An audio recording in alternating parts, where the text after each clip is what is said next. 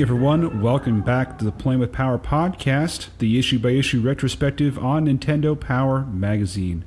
I am your host, Ben, and with me as always is my co-host, Mike. Hey everybody.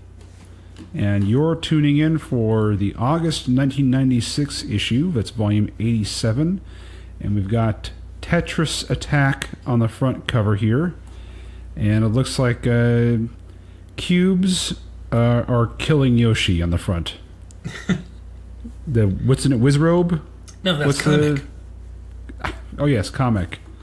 He is forcing these Lucky Charms type cubes on top of Yoshi, and he's dying.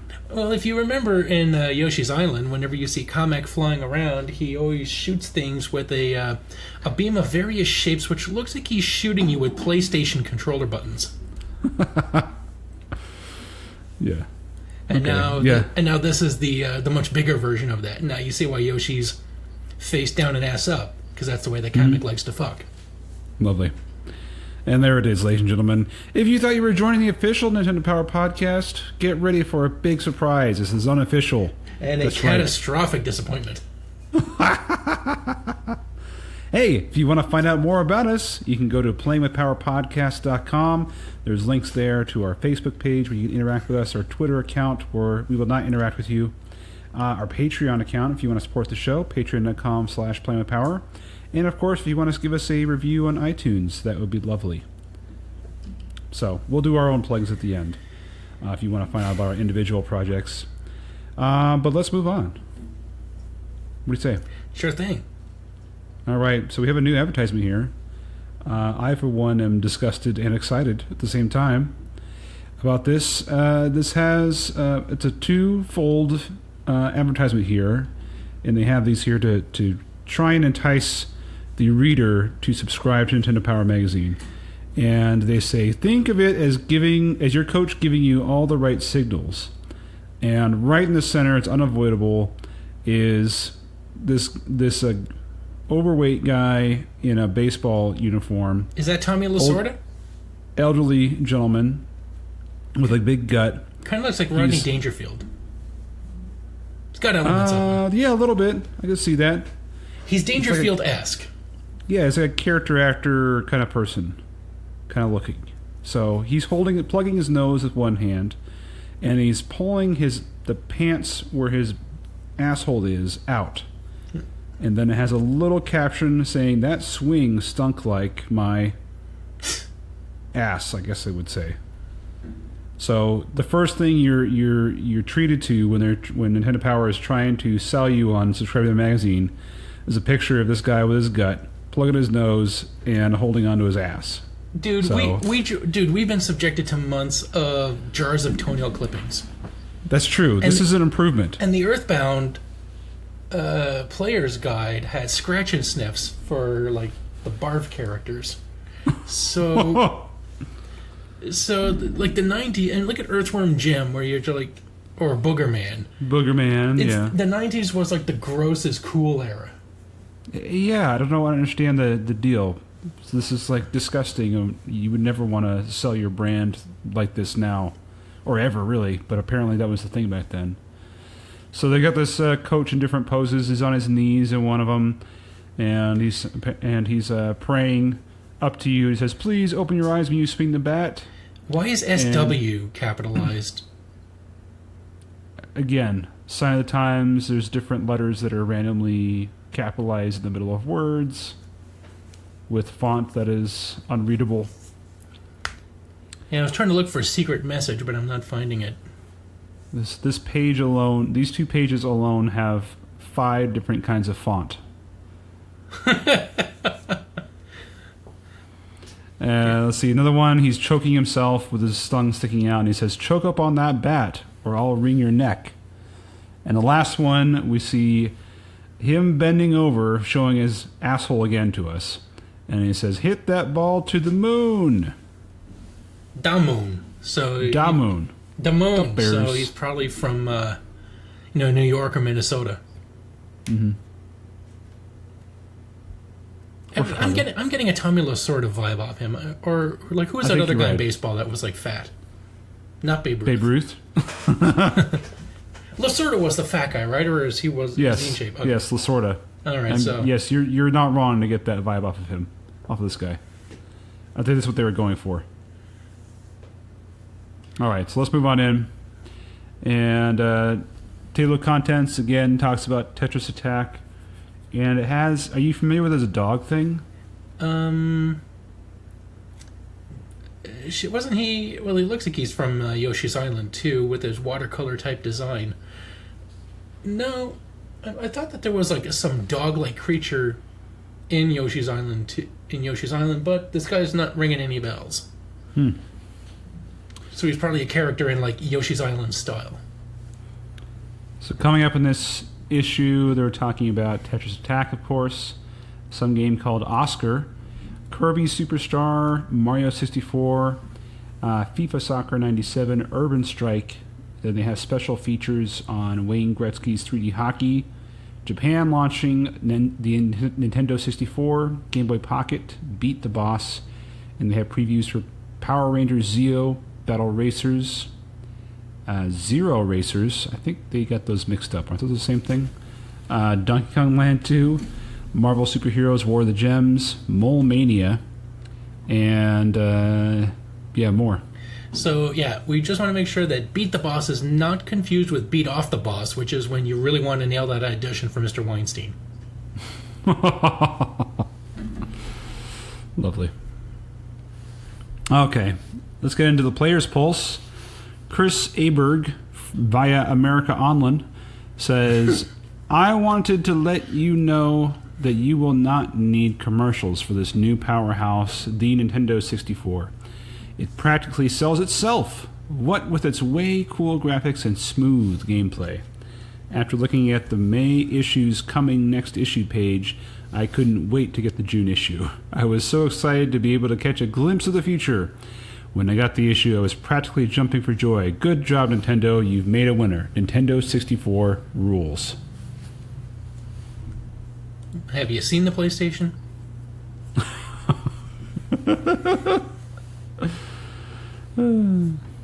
It can play CDs. It can play CDs. What was that game? Was it Monster Hunter or the first Monster Hunter? Where you could actually create monsters by putting music CDs in the game. Really? Yeah, you run the game, you go to a monster creator, and then it will say, like, put in a music CD, and it'll read some of the ID3 tags or the metadata on the disc. And from what I heard, some of them, like one of the most powerful monsters you can get is made from the Spice World soundtrack. Nice. You read the next letter here? Indeed. Greg Monleon, via the internet, says, Hey, wise guys. I just received Volume 85 and was quite disappointed to see 31 whole pages on N64 games. I'd like to know about the N64, but 31 pages? I'd rather have full coverage of a Super NES game. Boy, were you disappointed in the June issue. I was also thinking that if you made your responses in Player's Pulse more sarcastic, it would make reading this section more interesting. And they said, Geo, we were disappointed about the 31 pages as well. We would have preferred to use all 108 for N64. So, way to flip off your readership. I like these guys. Yep. Andrew Beer, yes, hold him, please, from Fort Wayne, Indiana, says, It seems to me your magazine has begun to cater to RPG players. Maybe this is because there are a lot of RPGs being made. I don't know. I would be happy to read page after page of N64 news and look through picture after picture of N64 screenshots. Boy, were you happy with last month's issue. Yeah, really. You can't please everybody, I guess. Mm-hmm. Hurry up and wait.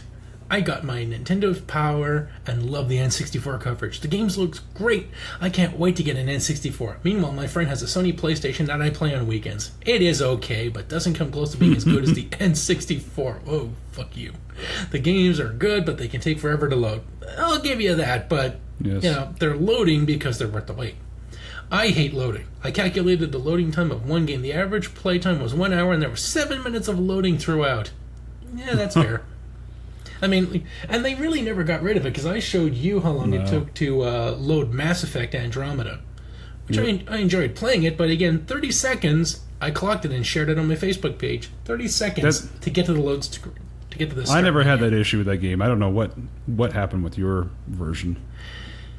So he goes, that's 12% of the time spent loading. I'm glad the N64 will not have loading and will not be CD-based.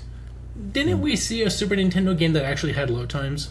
We've seen that several times with Super NES games. It's ridiculous. It's called, you're not developing it correctly. You're not doing it right. Topical, we've got a Billy Crystal reference in the next one, so take it away. Brandon Aiken from British Columbia, his letter starts off with, "You look marvelous." Not. In my volume 83, I came across a letter from Jonathan Ratcliffe, who wrote concerning the contents of Player's Pulse and how it all says the same thing. How great your mag is. Now, don't get me wrong, I think it is great, but I get kind of bored reading letter after letter of, "Love your magazine," and "I love this," and this, and this. If people have something interesting to say, then print it. Remember, self-praise is a good thing, but don't overdo it. Boy, I wonder how Brendan Aiken feels about Facebook. Seriously doubt he's on Facebook. Art Attack! Oh boy, this is a lengthy one. I've been a Nintendo Power subscriber for a long time, and I have to say I really like your magazine, especially the Player's Pulse Epic Center and classified information. There is one thing, though, that I do have a problem with. Now, I understand you can't put everyone's envelope art in Player's Pulse, and you do worthwhile things with the art that is not printed. But Naomi Chiba's name all over Player's Pulse... Is Naomi Chiba's name all over Player's Pulse like the bubonic plague, or is it just me? I think I need an extra set of hands just to count on my fingers the number of times I've seen Naomi's art in your mag. Does Naomi pay you to put her art in Player's Pulse? Is she related to some Big Shot staff member? One more thing. Put those manila folder pages back in classified information where they belong. That's got to be at least like the 12th or 13th person that has said put the manila folders back. Oh yeah, I'm with them. It's classic. The people have spoken about the manila folders. Will you hear them? Come back. Will you hear them? Yes. And they say Naomi is a terrific artist and her work speaks for herself. Speaks for itself. No one related to the NP staff is that talented as far as we know. Ooh, self-diss. Nice. And speaking of envelope art, we have... does it say who Naomi... No, I don't see her art. I don't see her name. She's not in this issue. But we do get to see some great things. We've got some Chrono Trigger art of Luca sitting on top of what appears to be a chair or a ladder, giving Marl a hairstyle thing. Okay, Luca's a technician in the game, and it looks like she's operating on Marl's operating system. Like she's giving her an upgrade, like lifting up her hair or showing the panel of circuits and wires underneath. And there's only one robot in that game, and it's Robo, and he looks like a robot. So finding out that Marl is either an android is very confusing. I think she's just doing her hair. Yeah, look at her. She's got like a screwdriver in her mouth. Oh, is that what that is? It looks like it anyway. I'm not looking at it through the Hubble telescope, so... Well, I'm just saying, like, Luca's a technician. She's not a stylist in the game. So clearly someone's into some fan fiction here. You know, first they start off with doing the hair, and then before you know it, they're scissoring. So. Well, yeah, that's why she's operating on her brain to press the Lesbo switch. Got it. She's just like, she's all over Chrono. I mean, that's fine, but what if she liked girls for a day or two? Mm-hmm. Let's just hit a few panels here, and there we go. Let's get to scissoring. Mm-hmm. And then the next envelope art, we've got some nice pencil crayon versions of Kirby with proper eyes. Good for that. And he's surrounded by a bunch of characters. It's simple but cute. And simple but not so cute is the next one, which is a very angry basketball clenching down on a hoop. Yeah. That's the logo. That's the logo for College Slam. That's the NBA Jam ripoff. Well, it looks great. This is like definitely like 90s comic style gritty. Mm-hmm. And I'm liking it. So, next page. All right, next page. Women in Video Games, Part 3. From Alistair Fraser from Halifax, Nova Scotia. Man, lots of Canadians. Nintendo Power is adding some context here. Back in Player's Pulse for Volume 77, Sarah Labrie complained about video games always showing girls in dresses with big pink bows in their hair. This touched off a flood of mail, both pro and con. Here are 2 more examples. And so they're saying, and I had no idea, I think, is Alistair a man's name? Alistair. Yep. Okay. Sarah Labrie. She really is dead wrong. A good example low of energy. A good example of just how wrong, I can't do his voice, is Samus Aran from Super Metroid. You got to throw your hands around while you do it. That gets you in character. I see. Samus doesn't seem too weak. In Super Street Fighter 2, Cammy's strength may surprise you. In Mortal Kombat 2, Kitana and Melina seem to be contenders. I called Kitana and Melina, congratulated them on their ratings. Very high ratings. Have you seen their power ratings? They're great. They're through the roof. And I know about roofs. Okay, so next is DJ Nike, which, I mean, come on, if there wasn't a real DJ by that name. Yeah, from Caguas, Puerto Rico. Oh, he's from Puerto Rico? Shit, he may be dead. No, wait. Yeah, Puerto Rico, that's the place that got the storms, right? Oh, yeah. Yeah, he's dead. Yeah, he's a dead man.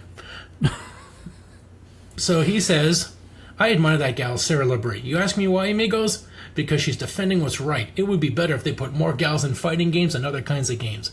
They have the right. It's just that you guys are oozing with too much machismo. Where I come from, a guy treats the ladies with respect.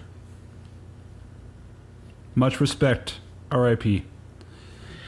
Yeah. Two-wheel... Oh, yeah. By the way, if you haven't listened to the issue where we talked about Sarah Labrie, I think if you Google her, she's got her own Mother Goddess website with a lot of photos of her and her ample cleavage. So check it out. Next letter, Two-Wheel Tussle from Jeffrey Schroeder via America Online. Hey Nintendo Power, here's an idea I have for an arena challenge. What is the highest score you can get in the bike race in Chrono Trigger? I figured that this challenge will be good because it is tough and my personal best score is around 1050. And they respond to him, hey, Jeff, Matthew Werner, our grand prize winner who went to E3, came up with the same bright idea.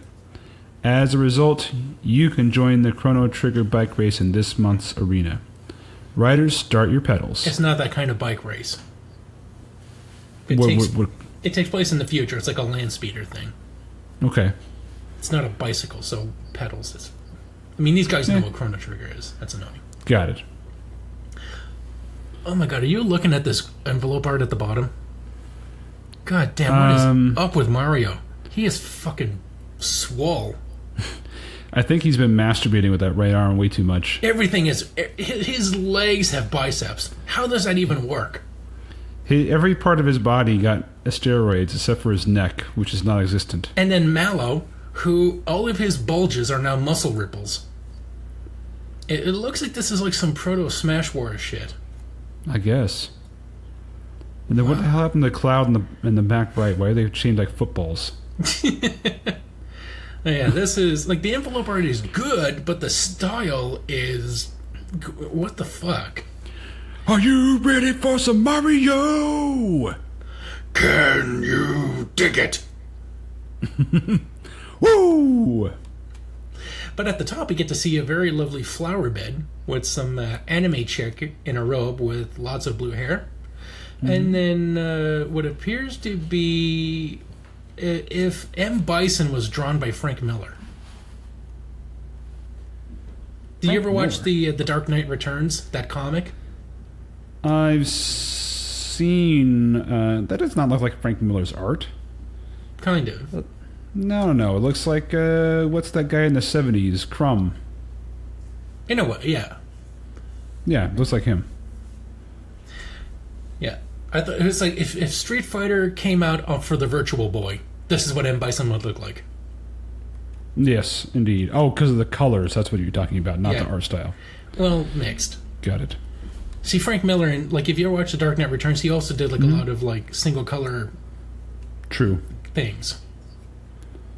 Okay, so the shrink wrap. Oh god, thank god he's not actually rapping. by Jonathan So from Great Neck, New York. Never heard of that. I wonder if Ivan's near there. The maps that you make for video game stages are too small. Sometimes I can hardly make out the things that you are trying to show me. That's what magnifying lenses are for. If the maps look small, that's only because we're trying to cram in more tips, tactics, and items into every article. But thanks for the input, Jonathan. We'll keep that in mind. Well, you can go suck it. Power charts are here. Super NES. What's the top games this month? Number 5, it's Ken Griffey Jr.'s Winning Run. Number 4, it's The Legend of Zelda, A Link to the Past. Number 3, it's Chrono Trigger. Number 2, Donkey Kong Country 2, Diddy's Conquest. Number 1 is Super Mario RPG. Game Boy Top 5. Wario Land, Super Mario Land 3, Donkey Kong, Metroid 2, Return of Samus, Tetris, Donkey Kong Land, and Legend of Zelda, Link's Awakening. This is one of the only times I've ever seen a tie on this list. Did you notice that? Huh. Metroid 2 and Donkey Kong are tied for 4th place. Huh. Germany, top 5. We would have to go with number 5 is Earthworm Jim 2. Number 4 is The Secret of Evermore. Number 3, The Legend of Zelda, Link to the Past. Number 2 is Donkey Kong Country 2, Diddy's Conquest. And number 1 is Super Mario World 2, Yoshi's Island. Which makes it a great hiding place. No one has ever found any of our men who went there. Virtual Boy, top 5. Only 5. 3D Tetris, Golf, Galactic Pinball, Mario Tennis, and Wario Land. Shocker. And then Most Wanted, you can guess, it's all Nintendo 64 games and Nintendo 64, basically. Oh, yes, right. I forgot I keep forgetting that they split the players' polls rather than keeping everything consistent. The next letter is Behind the Scenes from Jason Boone and Rocky Mount. Rocky Mount. Interesting. North Carolina. You know, him and John Denver both went to Rocky Mount High. I guess, or I was thinking more like a You're like not a John mount. Denver fan? Yes, I got that. He's like a Rocky, like a mount, like a horse or something in a MMORPG. You get a mount. It's a Rocky Mount. So in other words, like he's failing riding the thing from the Fantastic Four. He's failing to. No, he keeps trying to get on it, but he keeps slipping or falling off. Yes. Anyways, Jason says either that or he's trying to get a piggyback ride on Sylvester Stallone. There you go. Hey, yo, get off of me! Hey, this ain't right, Hey, Jason! It could have been a contender. It could have been someone else's mount. While I think that it is good to preview new Nintendo systems and have occasional articles on game designers, game making, and online services, I also believe that by putting things of this nature in a game review magazine, you are beginning to get away from the original focus on Nintendo Power. Might I suggest a separate publication for behind-the-scenes aspects of Nintendo? In short, I think that Nintendo Power should concentrate more on game-playing information than on anything else. Well said, Jason. Well said. Sean Ali, via the internet, says, loved it! I just want to say what an awesome game Super Mario RPG is. Why, as the creator of the game, thank you. I don't even like RPGs, and I didn't even want to play the game. But after seeing what it was like and trying to figure it out, I loved it. I loved the game so much I went out and bought it the next day. Anyway, just want to say thanks for the terrific game. And fuck Mike. What? Oh, come on, you know darn well how I feel about that. Yes, he's still bitter, apparently. All right, John Bernards from Shaverton, Pennsylvania. Who will save the princess? All he wrote in his letter was, Mario for president! Exclamation mark, exclamation mark, exclamation mark, exclamation mark, exclamation mark. Well, considering who else can run for president, I really would prefer Mario. At least he does something. Mm-hmm. Well, too bad he's a dirty wop. I kid.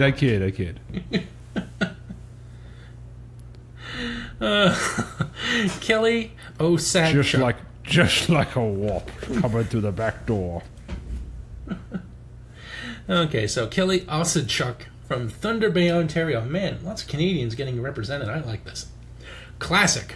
I'll start by saying that Epic Center rules. The only thing I would change about it is to make the strategy section a classic section. You could do reviews of classic RPGs like the Dragon Warrior series, Final Fantasy, Legend of Zelda. Wait, Zelda's an RPG? Or any other classic RPGs for the NES. Don't get into it in the middle of an article. You know it's an RPG. Get over it.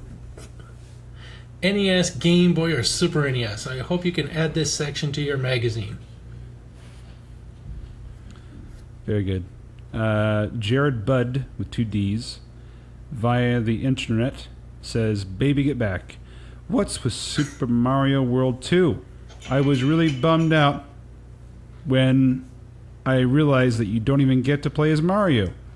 I think it looks lame having Yoshi running around with baby Mario on his back. I would be embarrassed to buy the game." Harsh. You know, this is the second worst Jared I've ever heard about.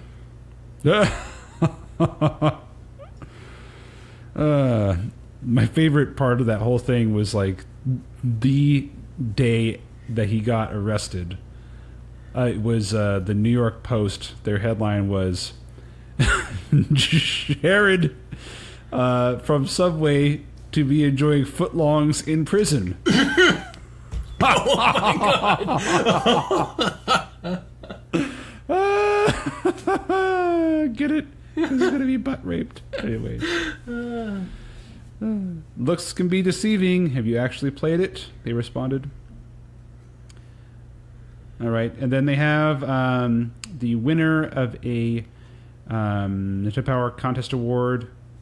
And they just have him 2 pictures of him standing playing the N64 at E3. And he ain't that impressed.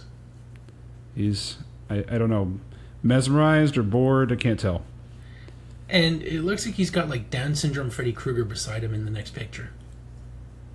Oh, I thought that guy looked like you. Fuck you.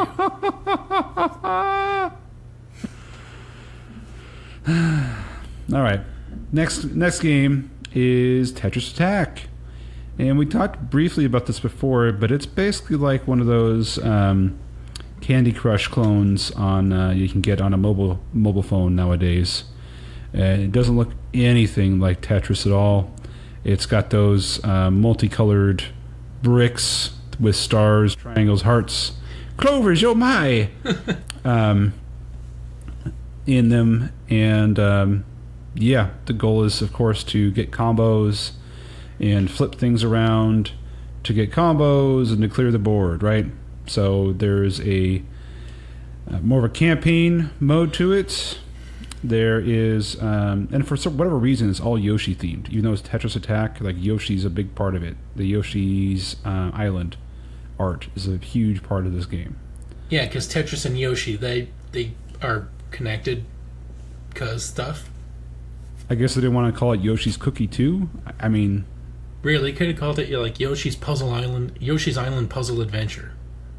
I guess, yeah. I don't know why they decided to throw Tetris on here. It has nothing to do with Tetris at all.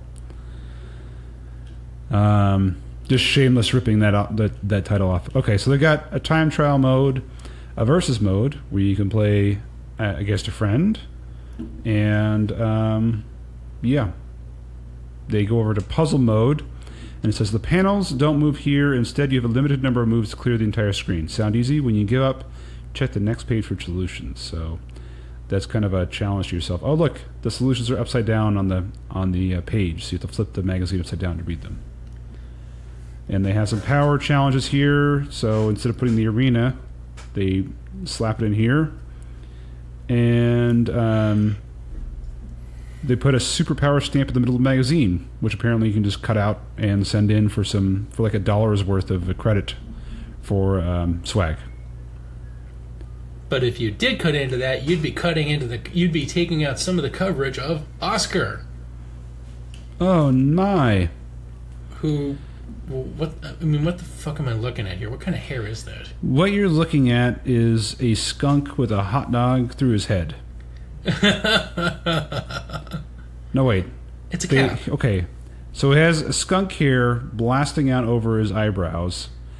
And apparently, they also thought he needed to wear a cap sideways because that hair wasn't enough to give him personality. He's not radical enough. And he's holding a yo-yo, I believe, in his right hand. Now he's which radical. Has all of 2 fingers. Well, I think he's graduated. 3 fingers. He's graduated from radical and is now all the way to gnarly. Gnarly. All he needs He's is a gnar. surfboard, and he would be tubular. Nice. He's wicked. Indeed. So this is from Titus, and it's a typical mid-90s, so they're a bit late with this release. Mid-90s platformer with a cartoon-type character. They were so desperate to beat Sonic. Yeah, they wanted to be the next Mario or Sonic-type platformer, and they all pretty much failed, except for a few you might remember, like Bubsy or, Crash Bandicoot or something like that. But at least that was 3D. So yeah, like this Conker. is the whole story is that Movie Man Oscar has decided to go see all 4 films that a local multiplex has to offer.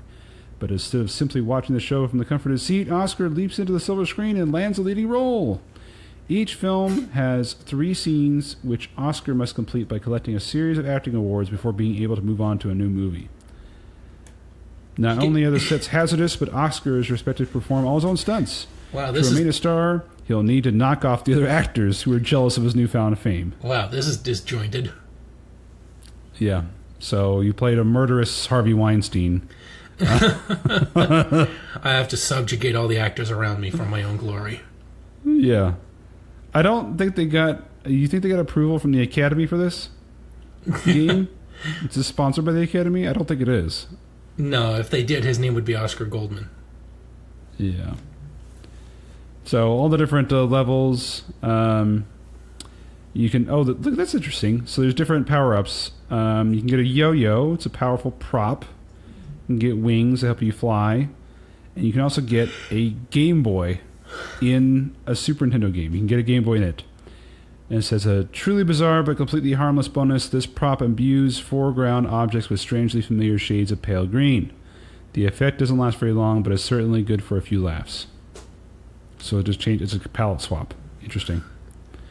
So they've got different levels here. They've got a prehistoric movie, a monster movie, one that is a legitimate ripoff of Sonic the Hedgehog called Tale of Toons.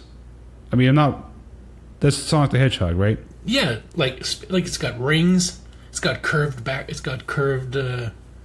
backgrounds or curved terrain. Mm-hmm.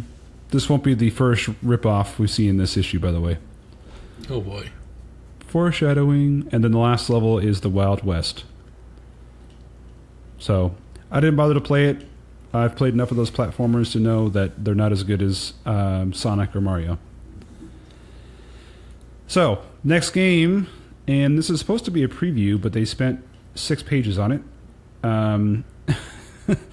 It's Wayne Gretzky's 3D Hockey game for the Nintendo 64. Did you play this? Just because I'm Canadian doesn't mean I play. Just because doesn't mean that we'll play a hockey game. I was eating everything up for the Nintendo 64 when it came out. Renting everything. And this is one I actually owned, I believe, at a certain point. It's a good game. It plays a lot like Blitz, NFL Blitz, if you played that, or like NBA Jam. Is very similar to that kind of play style. So it's very fast, arcade type style action. It's easy to follow along. You see there's these giant, colored discs under the players, so you know which one you're controlling at all times, right? That's cool. And it's just fun.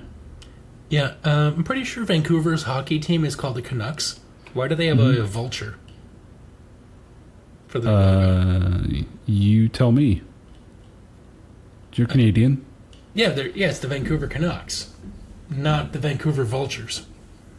Did they not? Is this like a Wayne Gretzky game, but not signed with any? Yeah, I see a logo for the Players Association. Players Association. But I guess they didn't get the NHL league teams. Themselves. Yeah, because if you look on page 25, look at New York versus Florida. The blue team doesn't have a logo, period. Meanwhile, the white team has a skull. They have a skull on theirs. Yeah, It's they definitely just didn't a get skull. So they get the Players Association, but they didn't get the teams themselves. So it's the New York Blanks versus the Florida Skulls. Yes, that's nice. I'm starting to like this game That's the already. New York Blue Shirts. Yeah. What's their team? What's their team name? Blue. I don't know. Yeah. Well, look at Minnesota. It's just aqua. Like every good, but like every good hockey game, there is a fighting mode in it, and you can see it on page 25 here at the top. It turns into a straight up fighter, essentially, on ice. You see someone that says "fight." Yeah, except the punches have to be limited. I can't imagine it turns into Street Fighter because his kicks with skates would instantly be fatal. Yeah. You should do a jump kick and just like slits his throat and there's blood over the ice. You know what I would like to see in these screenshots is to have a guy's shirt being pulled over his head. Yes. You know, Canadian style fighting. Mm-hmm. Yep. I'll But give him a little Rochambeau where you take the stick and just right between the legs. And the best part is if you get into a fight mode with Wayne Gretzky, you instantly win by running away.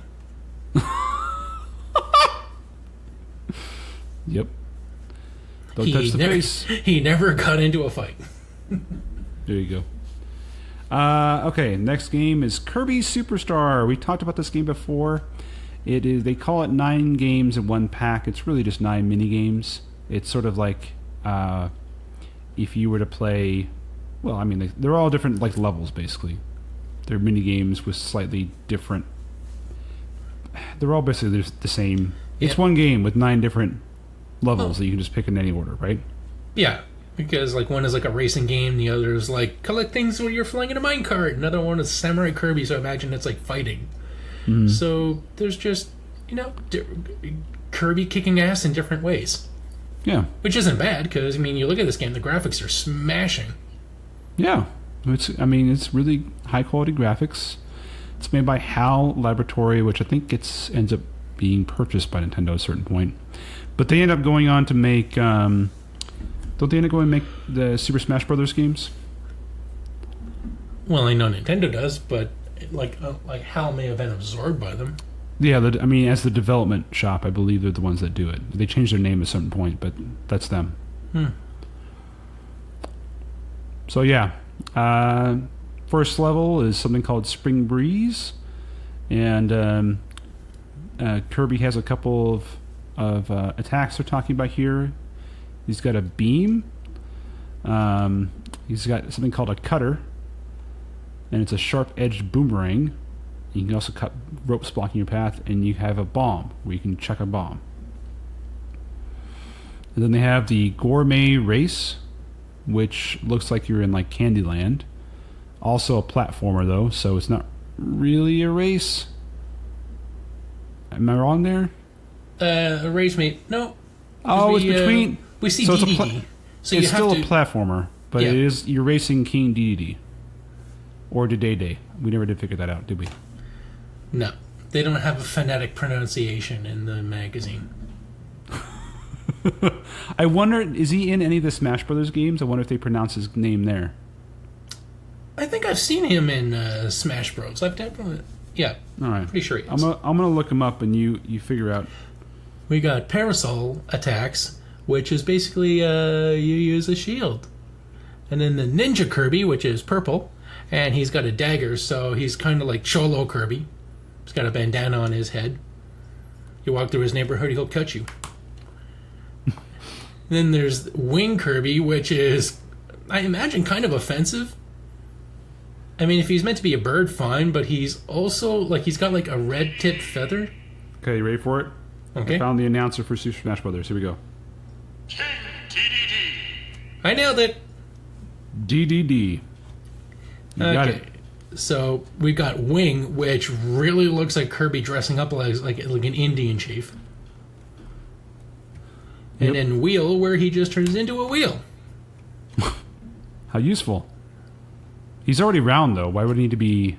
He's a sphere. Well, Does he just be... he still has feet. This just Okay, eliminates fair the feet for optimum roll.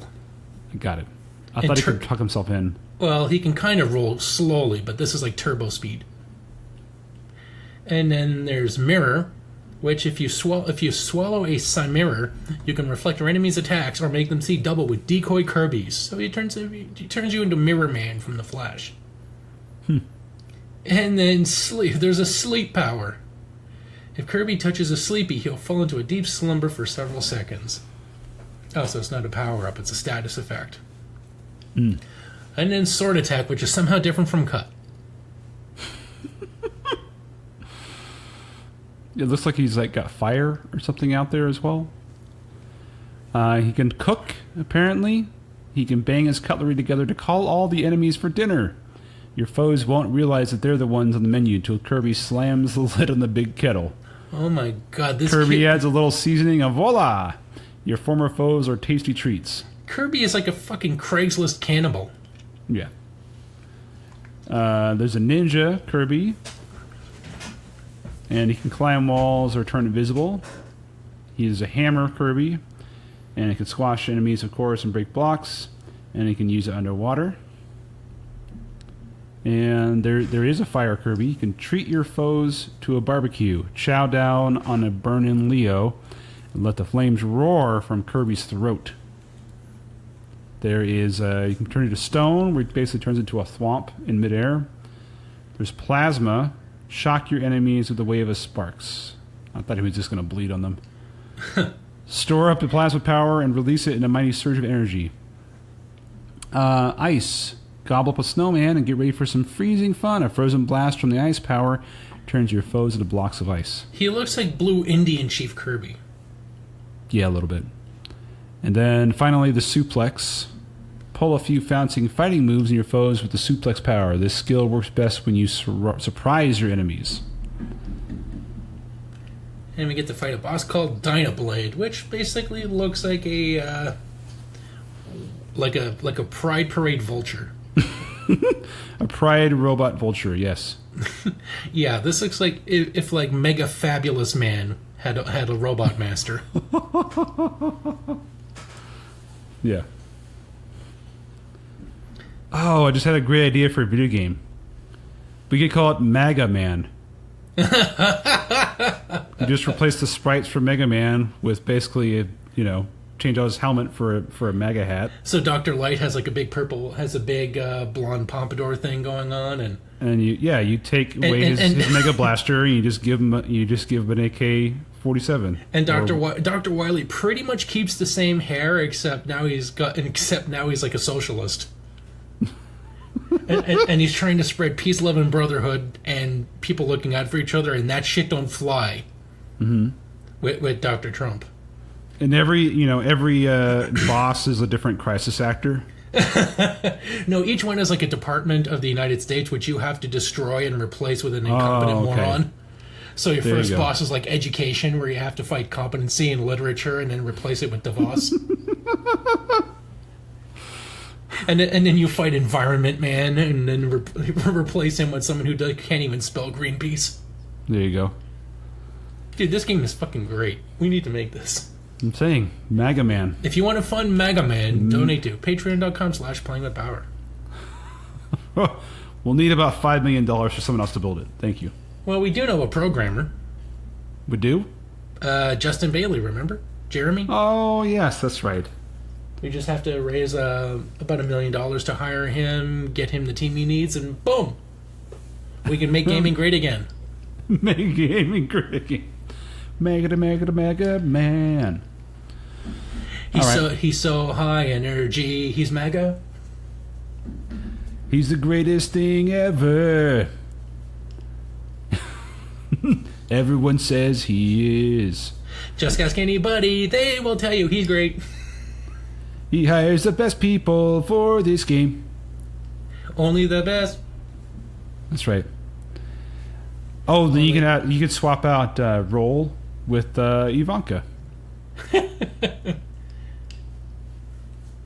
could rename her Troll though. And he's like, finally, I get to ride her. Oh, lovely. That's Rush. Role is the girl. Oh. Oh, the girl that sits around and does nothing? Yeah, we'll call her Melania. Jeez. And she's missing for most of the game. Shocking. All right, moving on. What do you think the deal is? Do you think like she's nursing a black eye and that's why she can't be around cameras? Like, she hasn't been on TV in a couple of days now. Well, I think she's just using it as an excuse to not be in that role that she never wanted. He said, "Stop." He said, "Stop throwing my hand away when I'm trying to hold her. When I'm trying to hold it in public." And she's like, "Fuck you." And he says, "Fine, you're just not going out." She'd probably be fine with that. Yeah, I'm still thinking he popped her, and that's why she's like. That's why we don't get to see her. We don't get to hear her. Oh, there's makeup for that. Come on. Yeah, but she's like shaking and all crying, and like she needs to like take some time to compose herself until she remembers what her role is.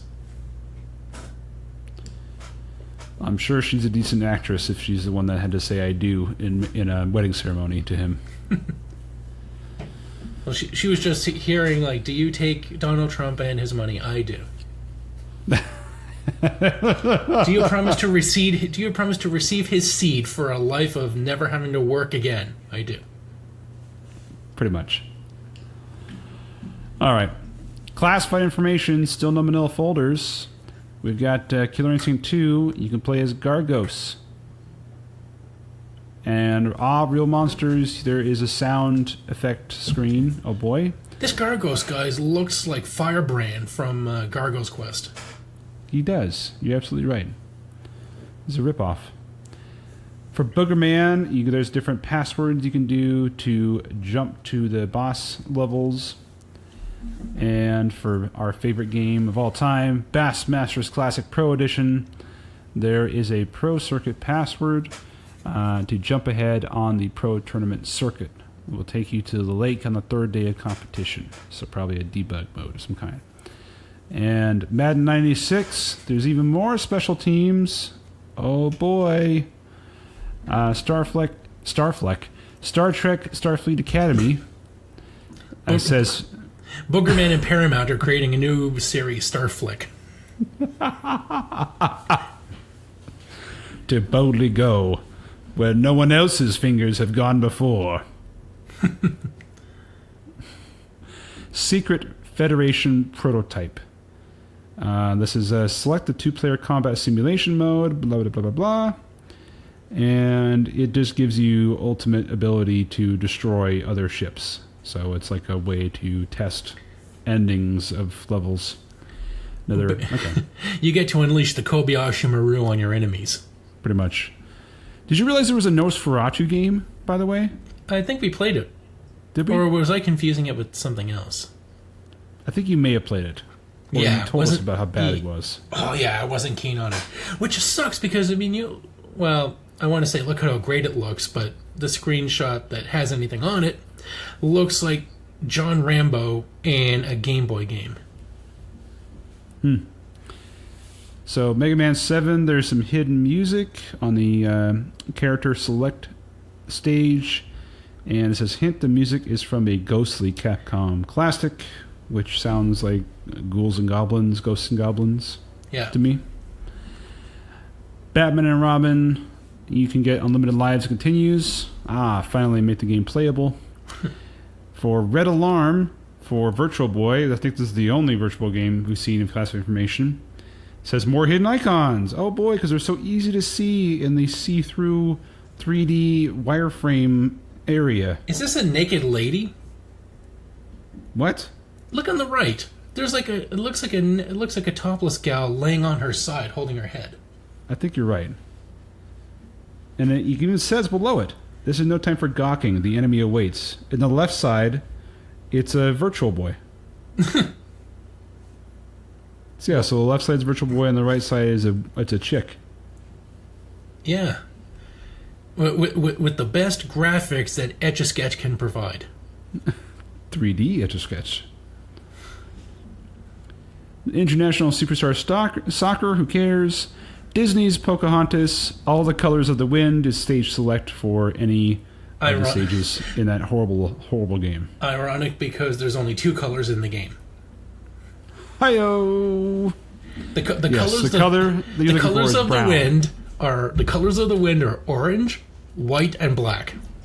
Don't forget, I would say more like a brown. The wind has a very limited palette. All right, finally, the game we need to talk about it's a preview, so we're probably going to see it again. Power Rangers Zeo Battle Racers. God, what the fuck is up with these logos on their masks? Are they supposed to see... Is that guy supposed to see through a star-shaped visor? I can't... Yeah, how do you see through a star-shaped visor? And the second one is an equal sign, so, like, what are you looking through on the bottom one? Or are you looking at the band part? Is that splitting your vision? Do you have, like, an eye for a nose? The Green Ranger and the Pink Ranger have, like, reasonable visors. But the rest of them? I'm sorry. It just makes sense. Like, just have an emblem on your chest. You don't need to see through that garbage. You know what I'm saying? So anyways, I want to talk about this game a little bit. This game is, I'm not even shitting you, it's a complete and blatant rip-off of Super Mario Kart. Every single sound effect and stage is completely copied. Yeah, I'm looking at the layers for the ground with those circles on them. I've seen that before. The sandy beach, I've seen that before. The ice level. It's the same freaking map. Look at the top right. You can see the first stage, the Mario racing. You know. Yeah, with the lava world with those blue bumpers on the side. Yes, the ice world on the right. I mean, it is a complete ripoff, including sound effects, the jumping, the whole skidding and sliding by jumping to go faster. And instead of getting, the only difference mainly is instead of getting random items, you just throw these like red balls at people.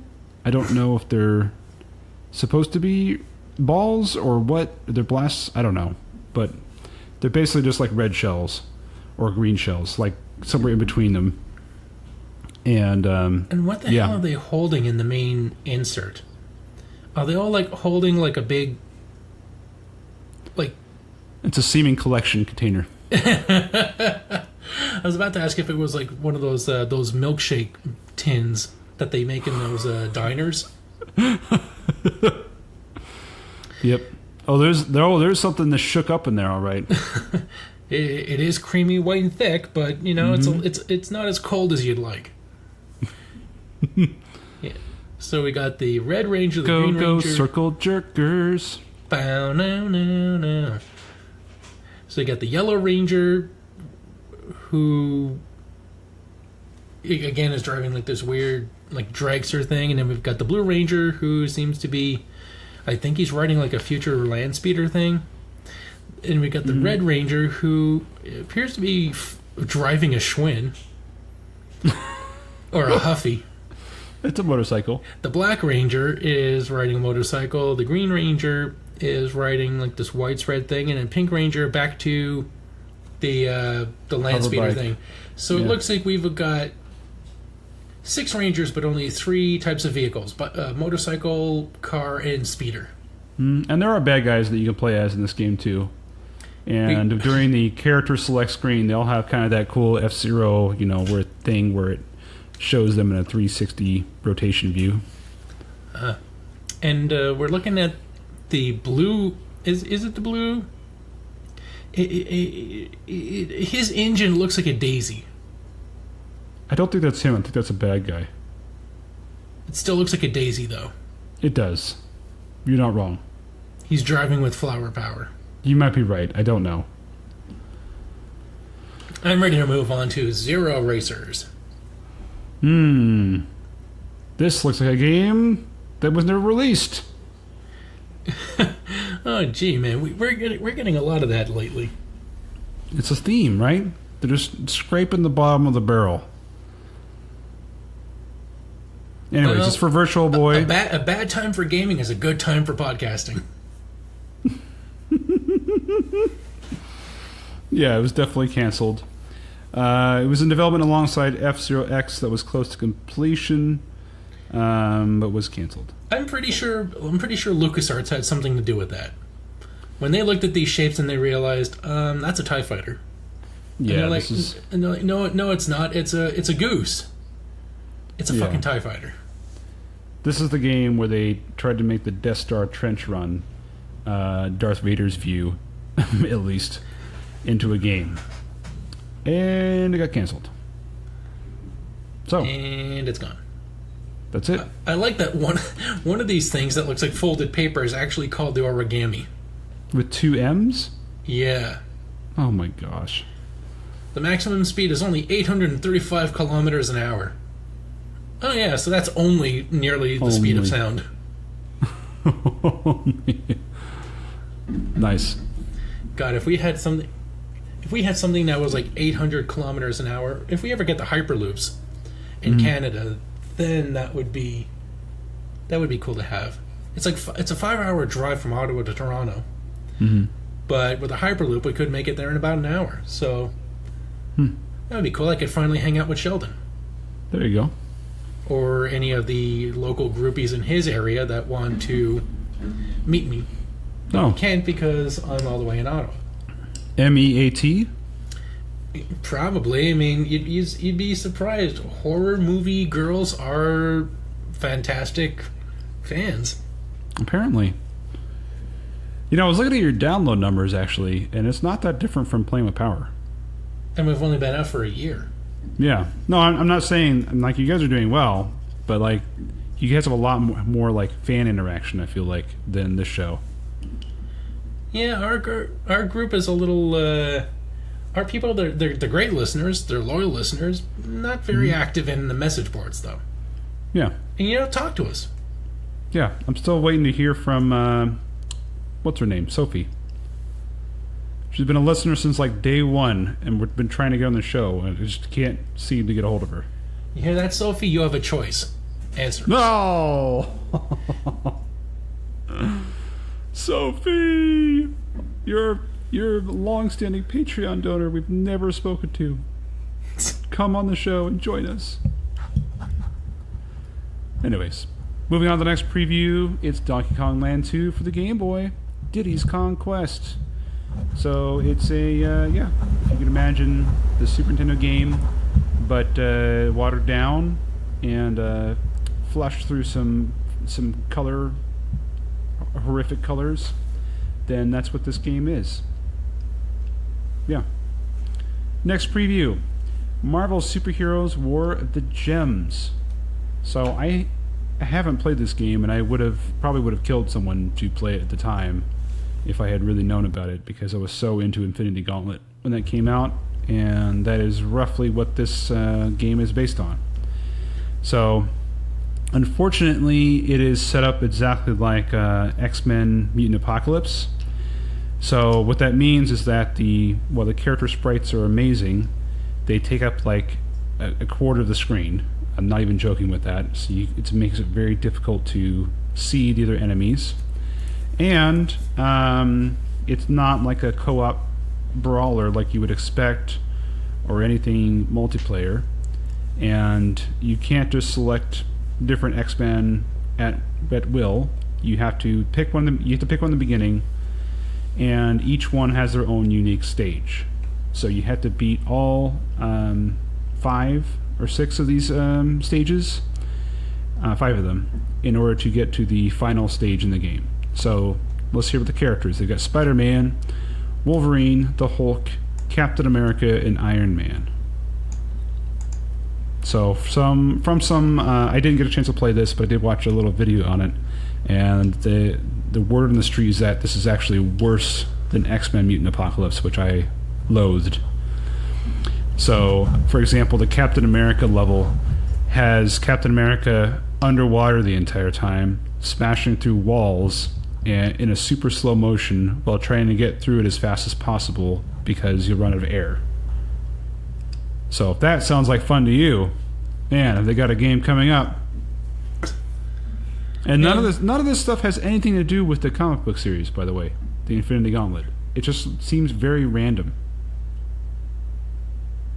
Yeah, Spidey, he looks very... Like, his fingers look like frog toes. The only part of this game that is related to Infinity Gauntlet is the last level where you fight Thanos and Nebula. And we don't get to see them here. Nope. Maybe they'll have a full preview, maybe not. Again, Iron Man, why does his suit need muscles? Why does a knight's armor need a giant codpiece, Michael? Because you can. Well, he wants to know... You want to show your enemy how large your bulging abs are. And to let them know that, every part of you is large and in charge. I made up a song today when I saw a guy running down the street. He was jogging, and he was super ripped. And I said, I think he has a song going in his head right now. You know what it is? He said, he's going, I've got muscles, I've got muscles, I've got muscles and abs. I think all the ladies would love me because I've got muscles upon muscles and abs. You're welcome. Thank you. Thank you very much. I won't quit my day job, don't worry. Good old Muscles Ripley. Yes. All right, next game is something called Mole Mania, which is, let's see, Digger D, no comment, is a mole with a mission, and nothing will stop him from rescuing his family from the clutches of the evil Jinbei. So let's see, it's an engaging pint-sized puzzler reminiscent of the classic Adventure Lolo series for the NES. The idea here is to push, pull, and throw objects around the playfield to defeat enemies, clear away obstacles, and open the way to the next part of the maze. So this is a Game Boy title that does support the Super Game Boy Color palette. So they actually have some nice screens here that support more than just the Game Boy palette, but you're used to, which is kind of nice. It looks like it's a combination between Bomberman and Adventures of Lolo, because there are pieces where you have to plant bombs. I'm looking at places here, and it reminds me a lot about Link's Awakening. That's the graphics? Yeah. Yeah, I could see that. Do do do do do do do do do do do do do do do do do do do. Yeah, this is... It looks good. For a Game Boy game, this is like Game Boy at the best use of their graphics. Yeah. It looks like a decent game. Okay. Next game. You've been waiting for it. It's finally here. And I don't know why this wasn't on the cover of the magazine. It's Super Mario 64. But wait, even though it was full coverage, they now tell you it's a preview. Psych! Oh wow, another N64 preview issue. Ugh. So it's coverage of the game, but it's really just an excuse to toss up a ton of screenshots. So they're showing you a lava level, how Mario can swim in water, how there's a snow level, sand level, spooky level. You can see the castle, for instance. And they show you how you can talk to people, like a bird, a red bomb, a Nessie, the Loch Ness Monster, a giant penguin, toad, a rabbit without front legs. And then they show you the large bad guys, like a large piranha plant, a bomb, a large Goomba. And let's see here. Snowbound Mario can grab a stellar prize in Quick Trip Aloft. From a couple of aloft from a couple of petulant passersby. In the desert, a larcenous condor leads the way to a major treasure, while a fast-growing Pokey guards a precious blue coin with his needles. So it's basically saying that if you can get past some of these bad guys, and they're hiding something. This condor has a mouth like Birdo. A little bit. Or at least that's just a shading. If he has a beak, it's not a good angle. No, he reminds me of the vultures from the Disney Robin Hood cartoon animated movie. Oh, yeah. 12 o'clock and all's well. All's well. No, wait, those are the weasels. No, they're not. They're vultures. Condors, Oh no, whatever. but like that, the Peter Lorre style voice was the weasels, I think. No, there were two of them.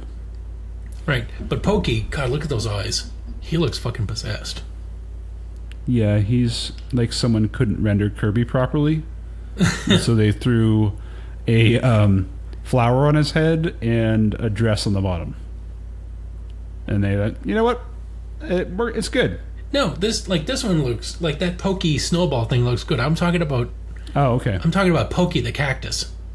Oh, Look at those yes. eyes. Oh yeah, he's satanic. He's in a cult. And then then we see Bowser here, either in a rave or during a Pride Week festival. I think like he's had like food poisoning and he's like green around the gills. Well, it's just like every color imaginable is shining onto him, like they were just playing with lighting or something in this game. It looks awful. They used him as like a palette test. It looks awful, doesn't it? He does. He's like we get. It's sad because we see clip art of a much better looking Bowser right underneath. The coked out Bowser. The actual like design of it is fine. It's just the coloring and lighting is horrible. Oh, and we see Mario's amazing moves where he can light up cubes or go super metal. But if you look at the very bottom, page 50, at the closest one to the page 52 number, it looks like Mario has pissed off Thanos. I don't remember that being in the game. No, Mario is the unfortunate half of the world after Thanos gets the gauntlet. The Vanish Cap allows you to... what is this? Allows you to stroll through solid walls? Walls? I don't remember that part of the game. Maybe it's just been a long time. No, I don't remember Invisible Mario. I remember Metal Mario, that industrial techno music. Yeah. As when he's stomping around is just... Well, that was one of the highlights of the game for me. Oh, yeah. I always love getting Metal Mario just so I could jam to that music. Yeah.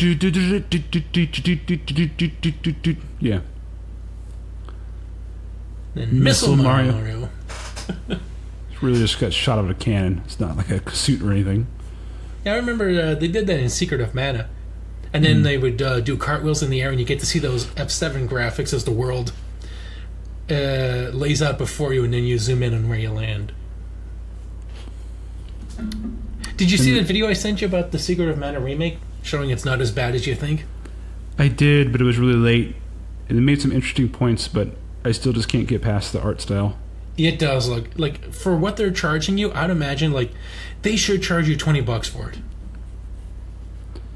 It's like a mobile phone game version of it. Like, and the best part is, it doesn't look good. It just doesn't look good. That's that's the biggest thing. I'm playing Just Cause 3, which is also a Square Enix game, and just the character models are so excellent. Like the gestures they make, like even like little awkward pauses, or like a head being thrown back when a person is surprised. Like, this is excellent character modeling acting. Mm-hmm. And then they do Secret of Mana, which I understand, like, for like a fun game you could use a cartoony style, but when you cheap out and have like nobody's mouth moving, like that is like PlayStation 1 bullshit. Or like mobile phone games. Like, we've only got like 2 gigs of memory here. Let's use it. This isn't a remake that you're publishing on the Nintendo DS, you guys. You know, you're publishing it on like PlayStation 4 and PC. Like, it's time to up your game, for lack of a better term. Yeah. All right.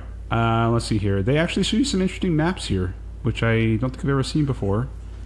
They show you, looks like blueprints of the Grand Hall inside the castle, the mezzanine, and the vault. So when it shows you what each door leads to, this is actually a useful area. And it kind of tells you about each area. So there's, let's see here. Big Boo welcomes you to his creepy castle.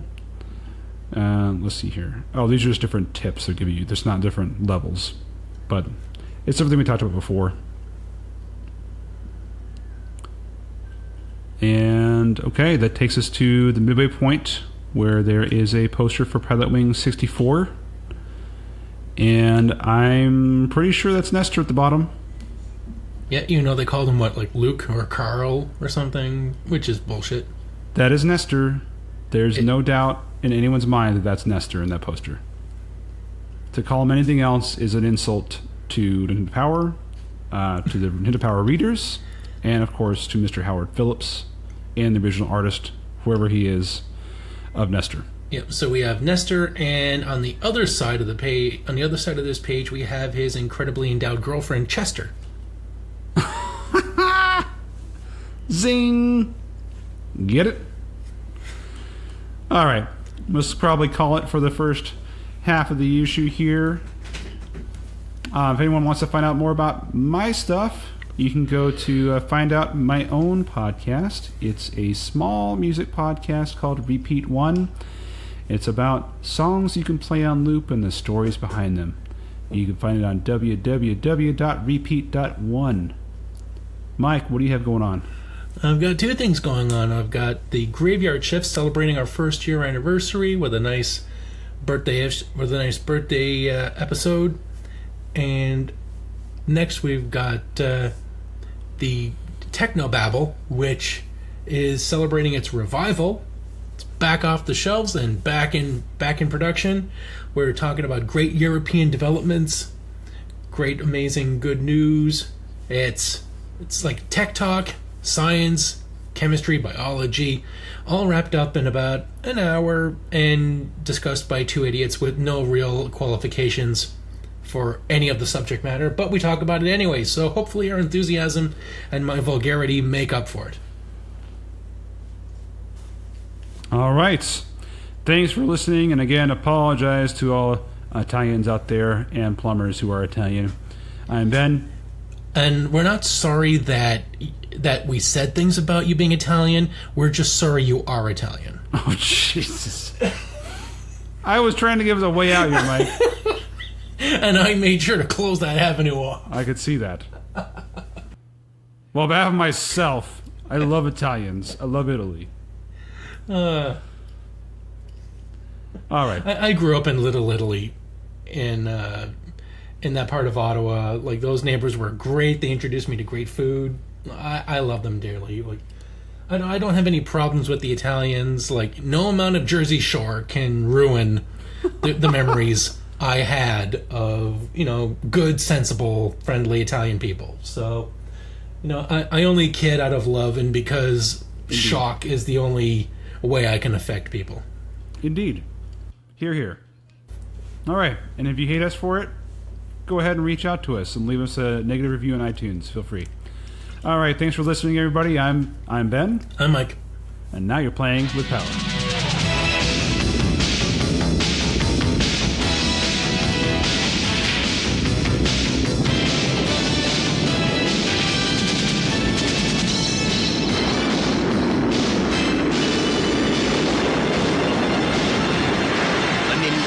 Entertainment system.